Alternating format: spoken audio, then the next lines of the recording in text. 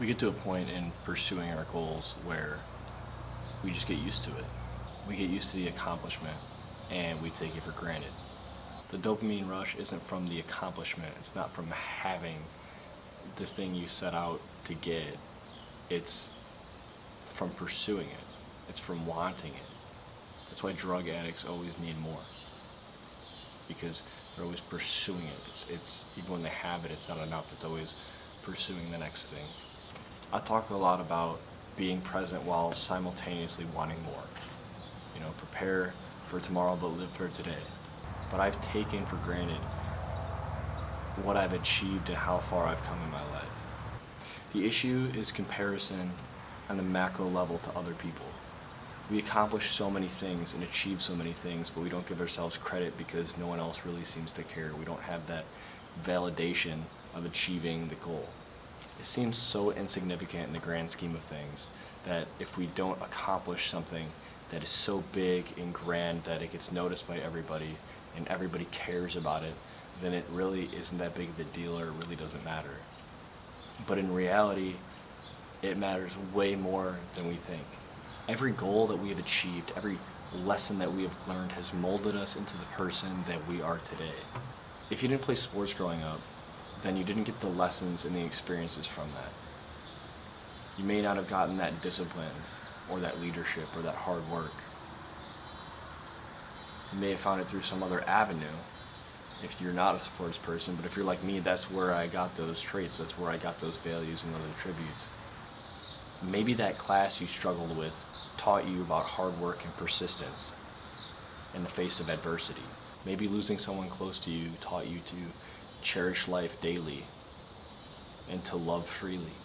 Maybe that relationship taught you what you did and didn't want in a partner. And maybe the coinciding breakup taught you how to get back up on your feet when it felt like it was impossible.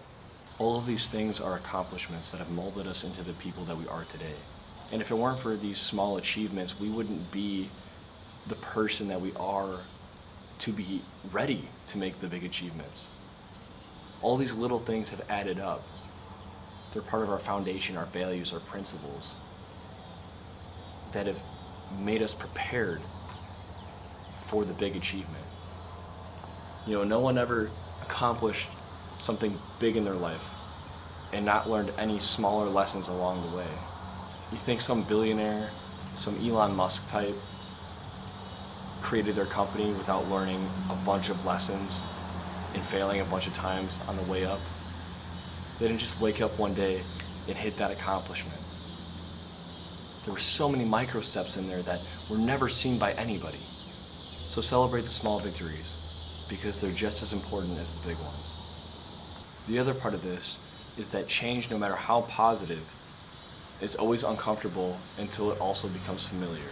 I'm reading this book called The Mountain Is You by Brianna Wiest, and she talks about how we fear progress. We expect to cross the finish line once we accomplish a goal, but really what we do is we just start going after the next goal.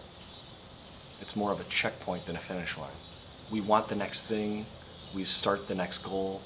Our accomplishment falls to the wayside. We're no longer concerned or thinking about this goal, this accomplishment that we just achieved. We're just moving on to the next thing. That's why it's so important to celebrate each and every victory, especially the small ones, because it creates positive momentum. Our brains aren't stupid. They know that there's more work to be done once we cross the finish line. We're not going to be able to just coast.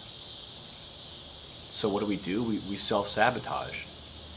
We don't want to get to that next level because we know all the work that comes with it. We make our goals so challenging to achieve by resisting it at every single point that we can. Every excuse for failure. Every excuse not to sit down and do the work.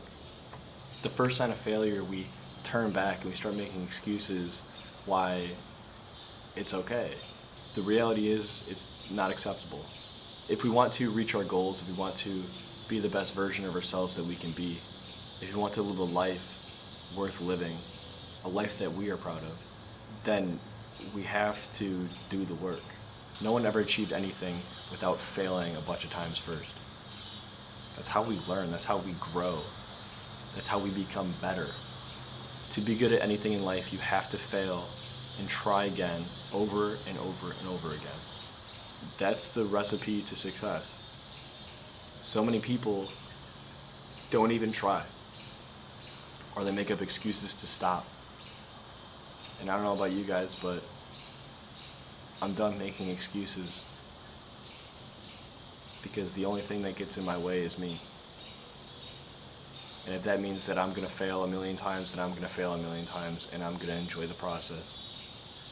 So keep putting in the work. Keep blocking out the noise. Keep trying to live the life that you want to live. The life that makes you smile in the morning. Because that's all any of us are trying to do, is live the best life that we possibly can. Prepare for tomorrow, but live for today.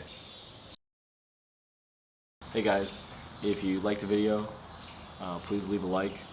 If you want to talk about this further, drop a comment. I love talking about this stuff. If you're new here, I make videos talking about random thoughts that I have through reading, through reflecting, through prayer, meditation, through conversations that I've had with friends, just exploring them further. And this is my mission, my attempt to reach others out there in the world that think like me, who see the world like I do. So if you enjoy this content and you want to explore these ideas with me, and you want to follow me on my journey, you want to take some lessons in your life to grow and become the person that you ultimately want to be, then consider hitting the subscribe button. It helps keep me motivated, it helps keep me going. And until I talk to you guys again, stay safe. God bless.